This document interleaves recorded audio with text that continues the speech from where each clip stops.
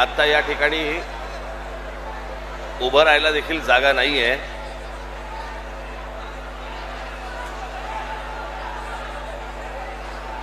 काय झालंय अविनाश? तो काय करणार आहे आता? आता येतंय ऐकून त्यांना.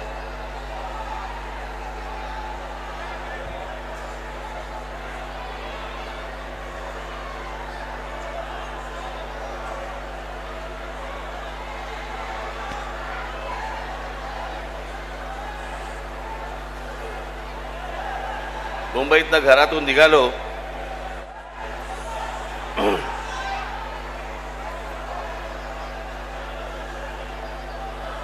आणि इथे पोहोचायला जवळपास मला 2 तास लागले. अरे घोडे बिडे आणू नका रे तुम्ही तिथे. घेऊन जा पहिले त्याला, बाहेर बाहेर घेऊन जा त्याला विचारायला. इथे मी काय बोलतोय माणसानं नाही समजत, घोड्यानं कुठून समजणार?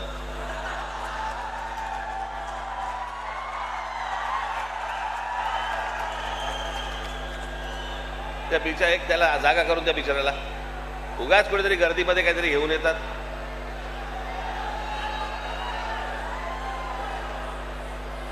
जा त्याला घेऊन जा व्यवस्थित नीट, त्याला जागा करून द्या रे.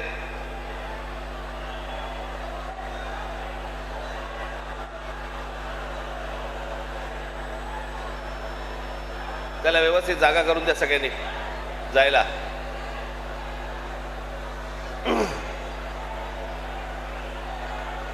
कमाल आहे इथे, म्हणजे माणसांना उभं राहणं जागा नाही, घोडे घेऊन येतात. तो मुलगा उतरला का त्याच्यावरनं? का तोही गेला? तुलाच पकडलं होतं का पोलिसांनी?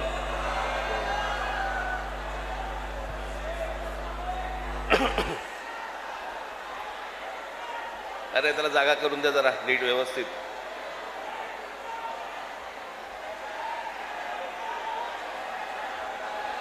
कशाला प्राण्यांवरती अत्याचार करताय?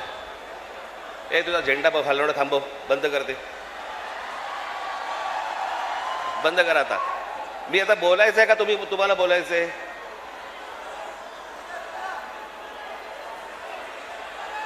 अरे हे बघा हे कोण आहेत आता? बसा ना आता शांत.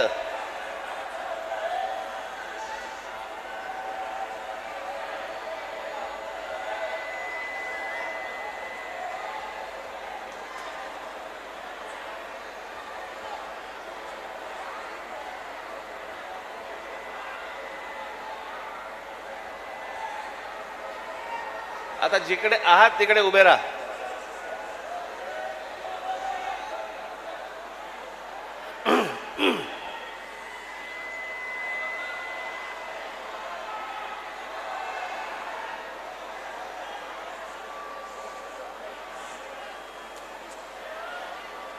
मला मुंबईवरनं इथे यायला जवळपास आता 2 तास लागले.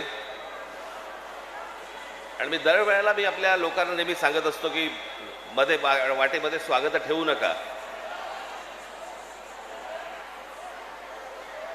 त्या स्वागतामुळे तो ट्रॅफिक जॅम होऊन बसतो आणि मग ट्रॅफिकमुळे मला यायला त्रास होतो.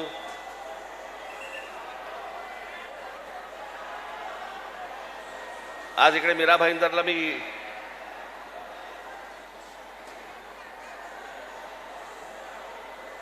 मुद्दामून आलो.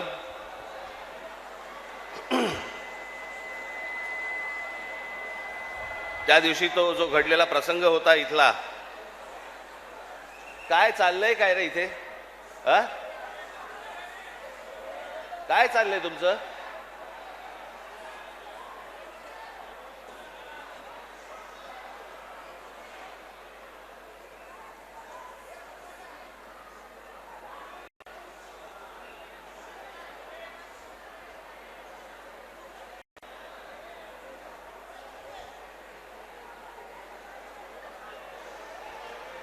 आता जागा नाही तर कुठे येणार तुम्ही?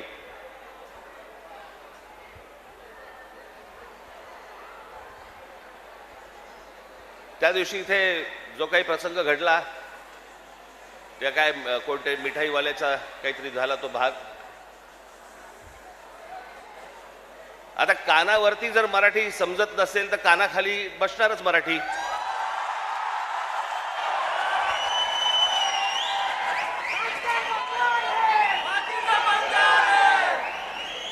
विनाकारण काहीतरी काढत असतात.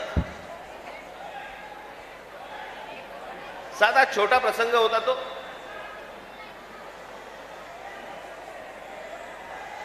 मोर्चासाठी म्हणून तिकडे जे कोणी माझे मराठी सैनिक होते पाणी प्यायला गेले तर तो माणसाने विचारलं कशासाठी मोर्चा काढताय. त्यांनी सांगितलं हिंदी सक्तीचं केलं म्हणून.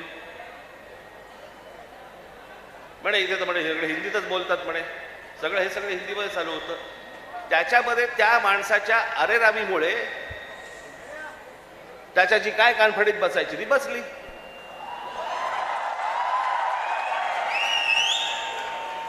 मग लगेच इकडच्या सगळ्या व्यापाऱ्यांनी बंद पुकारला. तुमच्या मारली होती, अजून नाही मारली आहे.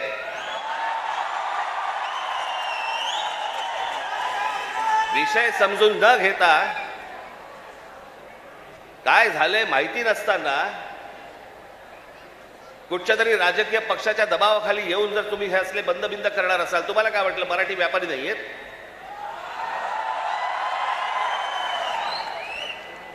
दुकानं बंद करून किती काळ राहणार आहात? शेवटी आम्ही काहीतरी घेतलं तरच दुकान चालणार ना. महाराष्ट्रामध्ये राहताय, शांतपणे राहा, मराठी शिका. आमचं काही वावडं नाहीये, तुमच्याशी काही भांडण नाहीये. पण मस्ती करणार असाल इथे तर महाराष्ट्राचा दणका बसणार म्हणजे बसणार, एवढं लक्षात ठेवा.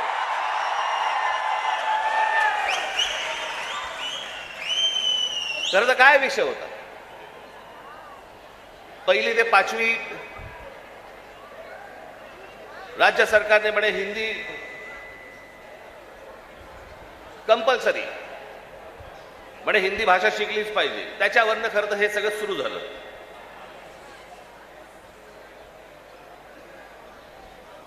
काल आमचे ते मुख्यमंत्री महाराष्ट्र राज्याचे देवेंद्र फडणवीस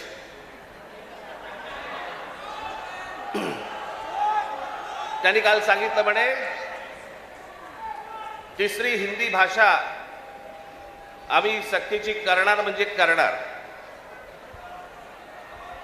आता राज्य सरकारला जर आत्महत्याच करायची असेल तर त्यांनी ते बेशक करावी.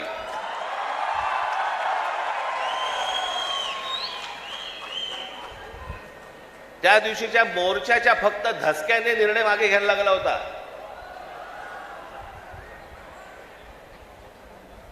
फडणवीसजी तुम्ही सांगताय ना की तिसरी भाषा आम्ही सक्तीची आणणार म्हणजे आणणार. मी आत्ता आपल्याला सांगतो, महाराष्ट्रात 1ली ते 5वी हिंदी आणायचा आपण प्रयत्न तर फक्त करून बघा.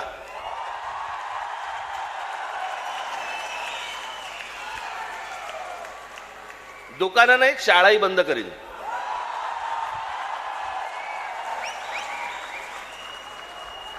महाराष्ट्र राज्याचा मुख्यमंत्री हिंदीसाठी भांडतोय, मराठीसाठी, मराठी सक्तीची. इतर ज्या बाकीच्या शाळा आहेत याच्यामध्ये तुम्ही आज मराठी आणली पाहिजे, सक्तीची केली पाहिजेत. ते सोडून तुम्ही हिंदी सक्तीची करण्याच्या मागे लागलेला कोणाच्या दबावासाठी? कोण दबाव टाकते तुमच्यावरती?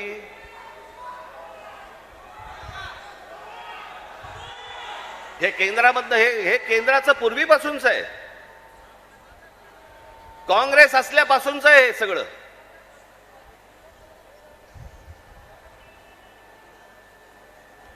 मुंबईसह संयुक्त महाराष्ट्र जो झाला त्याचा जो लढा होता, इतका प्रचंड मोठा लढा, ही मुंबई महाराष्ट्रापासून बाजूला करण्याचा डाव होता.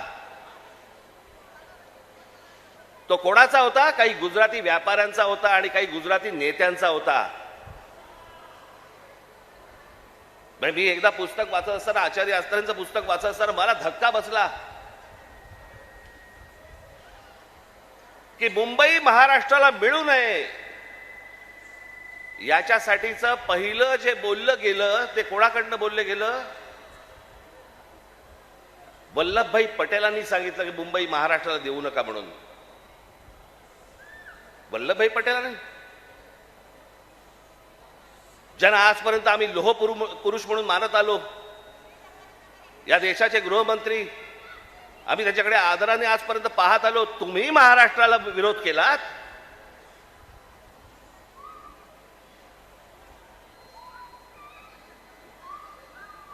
ज्या ज्या वेळेला महाराष्ट्रामध्ये आंदोलन झाली आहेत त्या त्यावेळेला हे मोरारजी देसाई गोळीबार करून लोकांनी ठार मारले होते, मराठी माणसाला ठार मारले होते इथे महाराष्ट्रात. गेले अनेक वर्षांचा ह्यांचा मुंबईवरचा डोळा आहे, अनेक वर्षांचा. हे सहज नाही होते सगळ्या गोष्टी. मी त्या दिवशीच्या माझ्या भाषणामध्ये मी म्हटलं ना, हे चाचपडून बघतायत, तुम्हाला चाचपडून तपासून बघतायत की हिंदी भाषा आणली, बघू महाराष्ट्र विरोध करतोय का, बघू मराठी माणूस पेटतोय का, बघू मराठी माणूस जिवंत आहे का. आणि तो जर शांत दिसला तर हिंदी ही भाषा आणणं ही त्यांची पहिली पायरी असेल. आणि हळूहळू हळूहळू हळूहळू या सगळ्या गोष्टी करून मुंबई ताब्यामध्ये घ्यायची आणि ती गुजरातला मिळवायची, हे ह्यांचं स्वप्न आहे.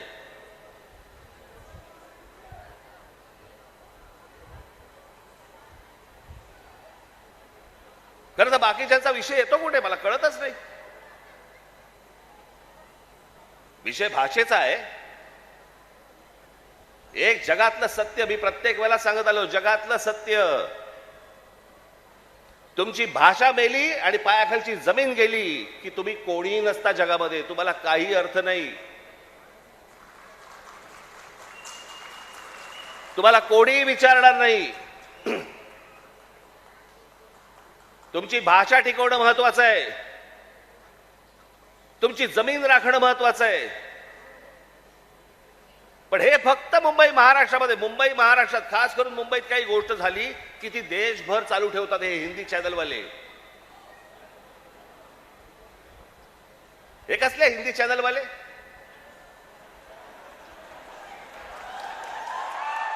नाही, हे खरं तर या सत्ताधाऱ्यांच्या चपलेखालची ढेकणं ती.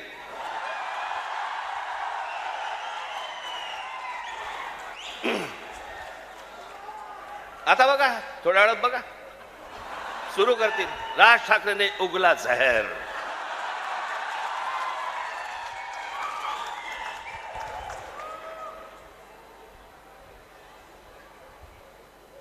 फक्त मुंबईत काही झालं, महाराष्ट्रात काही झालं तर हे सगळे हिंदी चॅनलवाले जाणून बुजून कोणाच्या तरी सांगण्यावरून, कधीतरी स्वतःच्या मनातून, स्वतःच्या रागातून हे पेटून उठतात.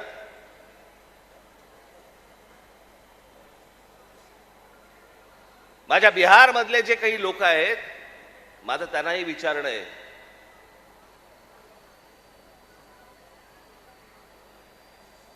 की इथे मी आता आणलंय, इथे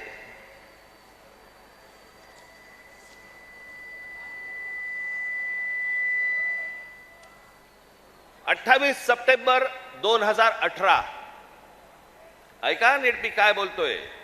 28 सप्टेंबर 2018 धुंदार, हिम्मतनगर जवळ, जिल्हा साबरकांठा, गुजरात, 14 महिन्याच्या एका मुलीवरती बलात्कार झाला.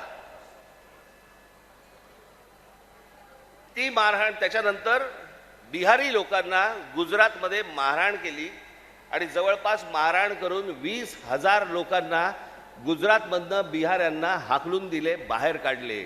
झाल्या का हो बातम्या?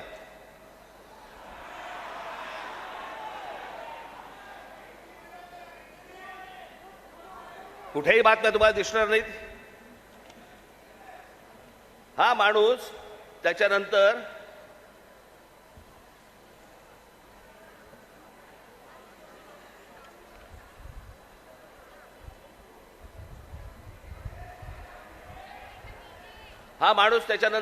याने भारतीय जनता पक्षामध्ये प्रवेश केला, त्याला तिकीट दिलं गेलं आणि तो आमदार देखील झाला. म्हणजे यांच्या राज्यामध्ये हे वाटेल ते करणार, बाहेरच्या राज्यांमधली लोक आतमध्ये घेणार नाहीत, त्यांना मारणार, हाकलून देणार.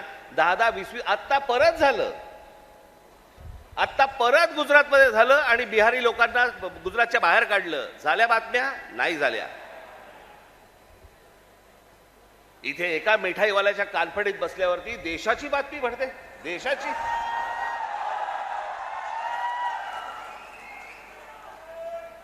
देशामध्ये चित्र असं रंगवलं जातं की बघा मुंबईमध्ये महाराष्ट्रामध्ये अमराठी लोकांना कसे मारतायत.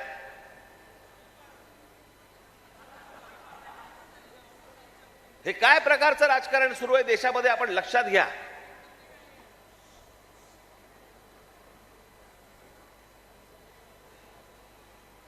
कसली कोणती हिंदी घेऊन बसलो आपण, ज्याला साधा 200 वर्षाचा इतिहास आहे. 200 वर्ष. मराठी भाषेला 2,500 ते 3,000 वर्षांचा इतिहास आहे.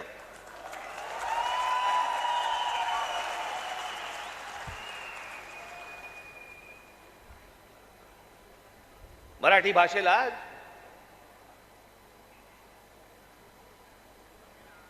अभिजात भाषेचा दर्जा मिळाला.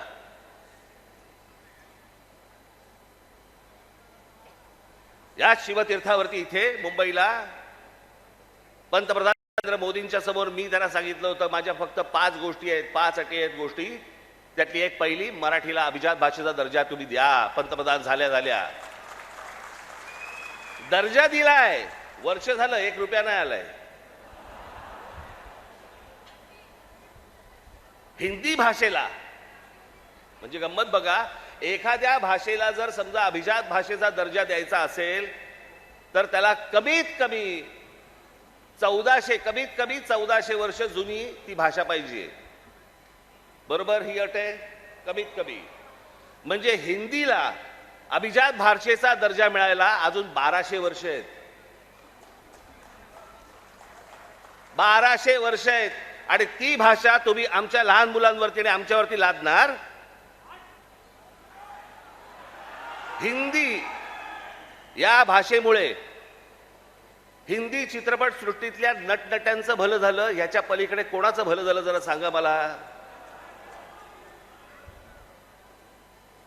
साधी गोष्ट आपण पकडूया की उत्तर प्रदेश, बिहार, मध्य प्रदेश, राजस्थान इथे हिंदी बोलली जाते. मग हे लोक उठतात आणि महाराष्ट्रामध्ये नोकरीसाठी काय येतात? जर हिंदी भाषेमुळे जर तुमचंच भलं झालं नसेल आणि तुमचीच राज्य मोठी झाली नसतील आणि तुम्हाला जर दुसऱ्या प्रदेशामध्ये जाऊन जर समजा तिकडे येऊन नोकऱ्या कराव्या लागत असतील, नोकऱ्या मागाव्या लागत असतील, गुजरात सारख्या राज्यामध्ये जाऊन तिकडे जर समजा तुम्हाला मार खावा लागत असेल, हिंदीने काय बसलोय आपण. आणि त्या भाषेसाठी म्हणून महाराष्ट्राचा मुख्यमंत्री पेटलाय. मला कारणच नाही कळलं.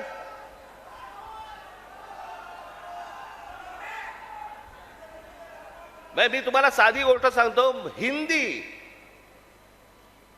ही या देशात कोणाचीही मातृभाषा नाही.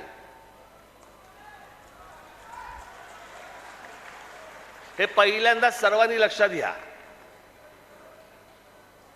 ज्याची काल परवाकडे कानफडीत मारली ना, त्याला विचार तुझी मातृभाषा कुठची.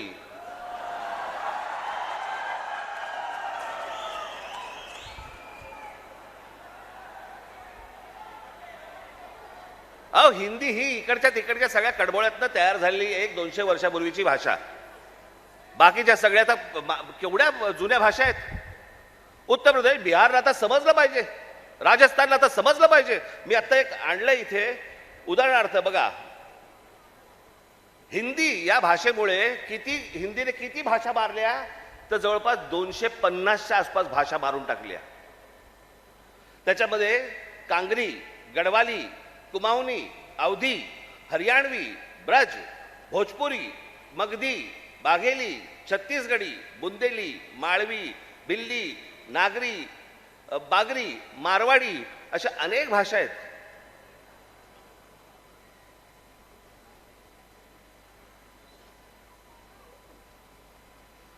आता बिहारमध्ये ज्यांनी पहिली हिंदी ही भाषा स्वीकारली, तिथे आजही 99% लोक मातृभाषा बोलतात, हिंदी बोलत नाहीत.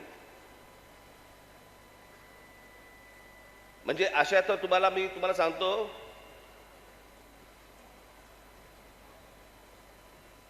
हनुमान चालीसा आहे ना, हनुमान चालीसा, ज्याला तुम्ही हिंदी म्हणता, ते अवधी आहे, हिंदी नाही.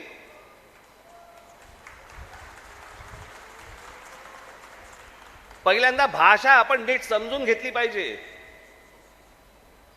मराठी भाषेचा आपण इतिहास नीट एकदा समजून घेतला पाहिजे. पण ह्यांना भाषेवरती यांचं प्रेम नाहीये. माझं तर सगळ्या भाषांवरती प्रेम आहे. माझा तर दावा कदाचित चुकीचा नसावा, परंतु महाराष्ट्रामधले जेवढे काही नेते आहेत त्या सगळ्यांपेक्षा हिंदी माझं बरं आहे. आणि याचं कारण माझे वडील.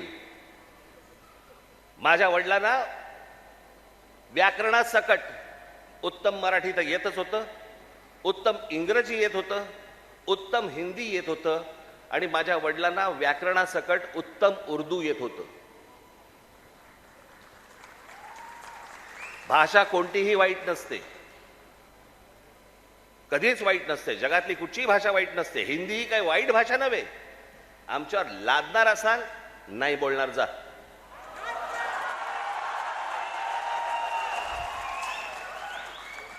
आणि लहान मुलांवरती तर नाहीच नाही. काही विषयच येत नाही या गोष्टींचा. यांचं राजकारण काय चालू आहे ते पहिलं बघा तुम्ही.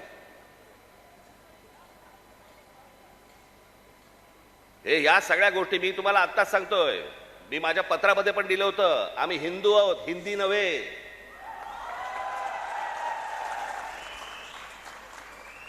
पण हिंदुत्वाच्या बुरख्या खालून जर समजा तुम्ही माझी मराठी संपवायला येणार असाल, माझ्यासारखा कडवट मराठी तुम्हाला सापडणार पण नाही.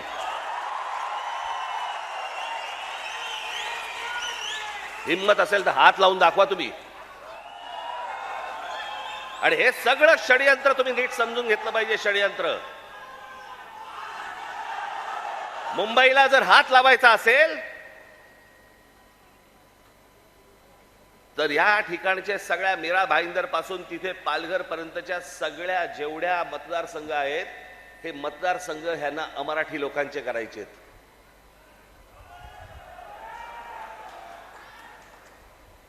मी गेले 20 वर्ष मी ओरडून ओरडून बोंबलून सांगतोय, ही नुसती माणसं येत नाही आहेत. हे नुसते इमारतींमध्ये माणसं येत नाही आहेत. इमारती उभ्या राहतात आणि बाहेरची माणसं येत आहेत. इमारती उभ्या राहतात आणि बाहेरची माणसं येत आहेत. नुसती माणसं नाही येत आहेत. हे मतदारसंघ बनवत आहेत.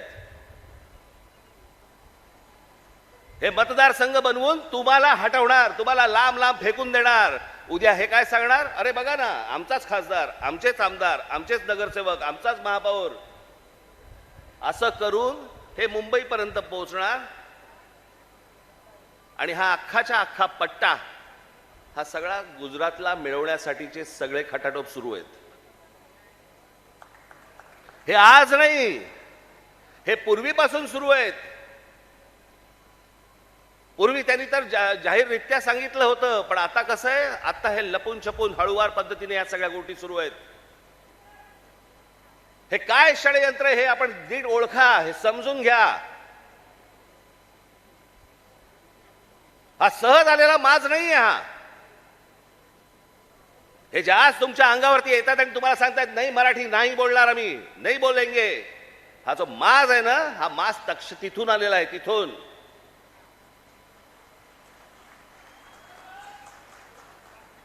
मी आज तुमच्याकडे काही लंब चौडं भाषण करण्यासाठी नाही आलो. मी खरं तर आज शाखेच्या उद्घाटनाला आलो होतो. मला अविनाशने मला सांगितलं की साहेब तिकडे येणारच आहात तर एक छोटी सभा आपण घेऊन टाकू. पण मला तुम्हाला जे सांगायचंय ते हे सांगायचंय की तुम्ही सतर्क असले पाहिजेत. आज काहीतरी प्रकरण उसळलं आणि आज काहीतरी उघडलं म्हणून आज आम्ही जागे व्हायचं, उद्या त्याच्यानंतर आम्ही झोपून जायचं आणि मग बाकीचं सगळं पोखरलं जातंय. भुसभुशीत जमीन असते ना, घुशी तिकडे होतात, खडकामध्ये घुशी नाही होत. तुम्ही खडकासारखे टणक असले पाहिजेत. महाराष्ट्राची तुम्ही भक्कमपणे बाजू उभी केली पाहिजेत. महाराष्ट्र काय हा तुम्ही समजून घेतला पाहिजेत. मी जे सतत तुम्हाला जे सांगत असतो ना, 1400 वर्ष राज्य केलेला हा महाराष्ट्र या प्रांतावरती. मी अनेकदा बोलत आलो, तुम्हाला सांगत आलो की ह्याला पर्शियन लोक ह्याला हिंद प्रांत म्हणत. छत्रपती शिवाजी महाराजांची घोषणा पण काय होती? हे हिंदवी स्वराज्य व्हावे ही नव्हती, हे हिंदवी स्वराज्य व्हावे ही होती. या हिंद प्रांतावरती आमची सत्ता असावी. हा संपूर्ण हिंद प्रांत आमच्या हातामध्ये असावा. बाहेरच्यांनी येऊन आमच्यावरती इथे सरकार स्थापन नाही करायची. आम्ही कोणी गुलाम नाही आहोत. या प्रांतावरतीचा अधिकार कोणाचा असेल तो आमचा आहे. आणि 125 वर्ष या मराठेशाहीने जे राज्य केलं, ज्याला आपण म्हणतो ना अटके पार आम्ही झेंडे फडकवले. अटके पार झेंडे फडकवले म्हणजे काय? आजही मला असं वाटतं पाकिस्तानच्या वायव्य नैऋत्येला तो अटक नावाचा किल्ला आहे, त्या किल्ल्यावरती भगवा ध्वज फडकला. ते अटक किल्ला, तो अटके पार झेंडे फडकवले आम्ही. तिथपर्यंत पोहोचले होते मराठे. तो महाराष्ट्र हतबल आहे. तो महाराष्ट्र यांच्या समोर हात पसरतोय. आम्ही भिका मागायच्या आम्हाला न्याय द्या म्हणून. तुम्ही या महाराष्ट्राचे राजे, तुम्ही या महाराष्ट्राचे मालक. बाकीची माणसं बाहेरून आली, ती तुमच्यावरती रुबाब करणार आणि आम्ही हतबलतेने त्यांच्या समोर बोलणार, अरे नाही नाही भाई साहब ऐसा मत. का?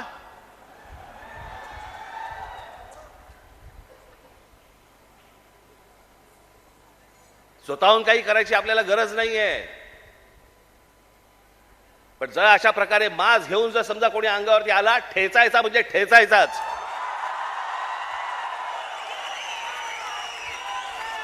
त्या दिवशी तो कोणतरी भारतीय जनता पक्षाचा एक खासदार,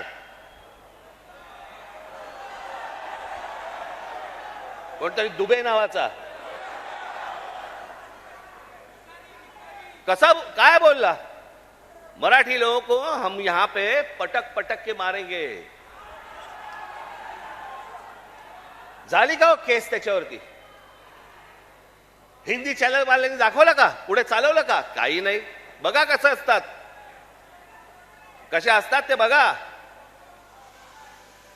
तू आम्हाला पटक पटक के मारणार? दुबे, दुबेलाच मी सांगतो, दुबे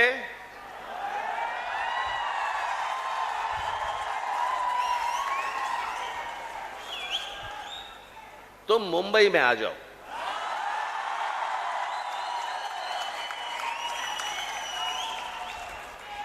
मुंबई के समुंदर में डुबे डुबे कर मारेंगे.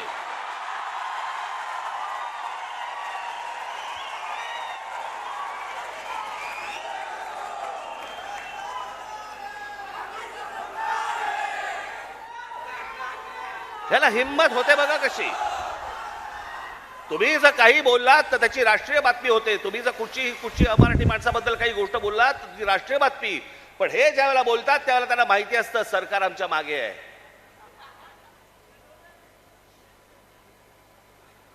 कारण सरकारच जर समजा या गोष्टी इथे लादत असेल तर या लोकांची हिंमत तर वाढणारच आहे. एक गोष्ट त्या दिवशी मी सांगितली, पुन्हा एकदा सांगतो, तुमची सत्ता असेल ती लोकसभेमध्ये आणि विधान भवनामध्ये. आमची सत्ता रस्त्यावरती आहे, रस्त्यावरती. काय नाही, 56 इंचाची तुम्ही पण छाती बाहेर काढून फिरा. हा महाराष्ट्र आहे, तुमच्या बापाचा महाराष्ट्र आहे. परत कोणी जर महाराष्ट्रामध्ये वेडं वाकडं वागायचा प्रयत्न केला, माझा महाराष्ट्र सैनिक त्याचा गाल आणि त्याचा हात या सगळ्या गोष्टींची युती झाल्याशिवाय राहणार नाही.